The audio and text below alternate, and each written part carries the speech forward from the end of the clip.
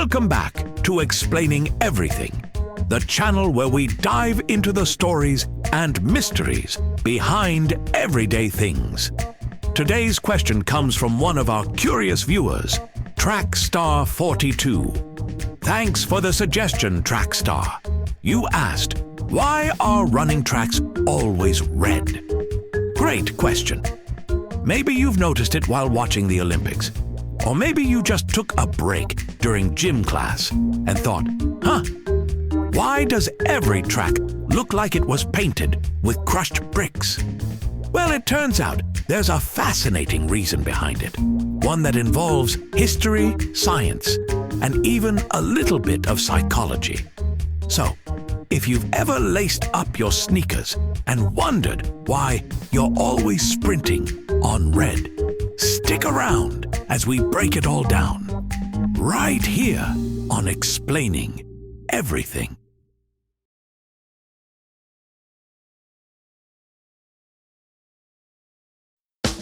Before modern running tracks existed, people ran on whatever was available: grass, dirt, or even sand.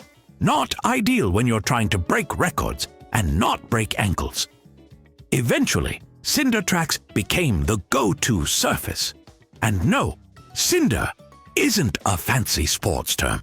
It literally means burnt bits of rock and coal. These tracks had a nice, springy texture, but they also had a downside.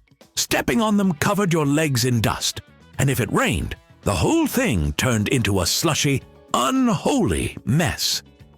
Imagine training all year just to slip and slide across the finish line like a penguin on ice. Then came the 1960s, when synthetic tracks started making an appearance. And this is where things started turning red. The first synthetic tracks were made from a mix of polyurethane and rubber. And when it came time to decide on a color, manufacturers had to consider a few things. First was durability. Some colors fade faster under the sun than others. Red pigments, especially those made from iron oxide, are more resistant to UV rays. Translation? Red doesn't fade like a bad spray tan after a beach trip. Second was cost. Red pigments were, and still are, cheaper to produce in high-quality, weather-resistant forms. Sports organizations are always looking to save a buck, and red was the most affordable option that didn't look terrible after a year of sun exposure. And lastly, heat absorption. Synthetic tracks already absorb a lot of heat, but colors like black would have made them even hotter. Imagine running a race while your shoes are melting into the track. Not ideal. Red, especially lighter shades, offered a good balance between heat absorption and visibility. And just like that, red became the default track color. It wasn't some grand, mystical decision, just a practical, cost-effective one. Now, at this point, you might be thinking, wait, I've seen blue tracks before. And you'd be right. Some high-profile stadiums, like the one used for the 2009 World Championships in Berlin, or the Tokyo Olympic Stadium in 2021, have opted for blue tracks instead of red. But these are the exception, not the rule. So why do some stadiums go blue? Well, for one, it helps with visibility on TV.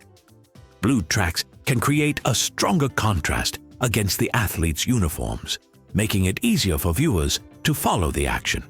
Some stadiums also choose blue purely for branding. If their team or country has blue in its colors, they might want the track to match. But despite a few blue rebels, red remains the standard.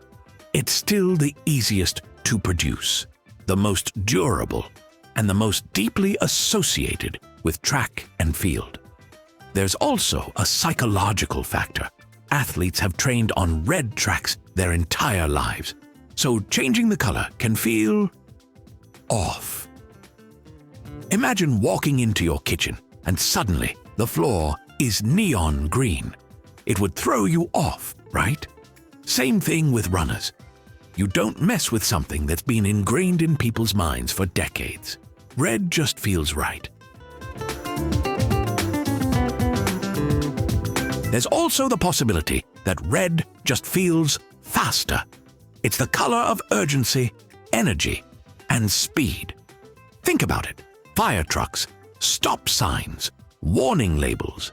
They're all red because our brains naturally associate the color with action. You never see a pastel blue stop sign, do you? So when an athlete steps onto a red track, it might give them an extra mental push, almost like a built-in psychological go signal. The idea is that red triggers a sense of competition, excitement, and even aggression, which, if you're trying to run your fastest, isn't a bad thing. Is this scientifically proven? Kind of. Studies have shown that red can increase heart rate, adrenaline levels, and reaction times. In fact, some research suggests that athletes wearing red uniforms tend to perform slightly better in competitive sports. But whether that actually translates to shaving milliseconds off a 100-meter sprint, that's still up for debate. That said, if simply looking at a red track makes you feel like Usain Bolt, who's complaining? If it's all in your head but still gets you across the finish line faster, then hey, mind over matter, right? So, there you have it. The mystery of the red running track solved. It's not just some random design choice or a secret society of track builders. It all comes down to science, durability, cost, and a little bit of tradition. Red tracks have been around for decades, and while we might see more blue or even purple tracks pop up in the future, red will probably always be the classic. It's tough, it's practical, and let's be honest, it just looks fast. Next time you're watching a race, impress your friends with this newfound knowledge. Or, if you really want to mess with someone, casually ask, "Hey, have you ever seen a yellow running track?" and watch their brain short-circuit. If you enjoyed this video, or if you just found another topic to talk about during gym class, leave a like and don't forget to subscribe. Also, if you have suggestions for our next video, feel free to share them in the comments below. We'll be sure to give you an acknowledgement for your contribution. Thank you for tuning in, and join us next time here in the channel that answers all the why, what, who, where, and how questions you've always wondered about, here on Explaining Everything.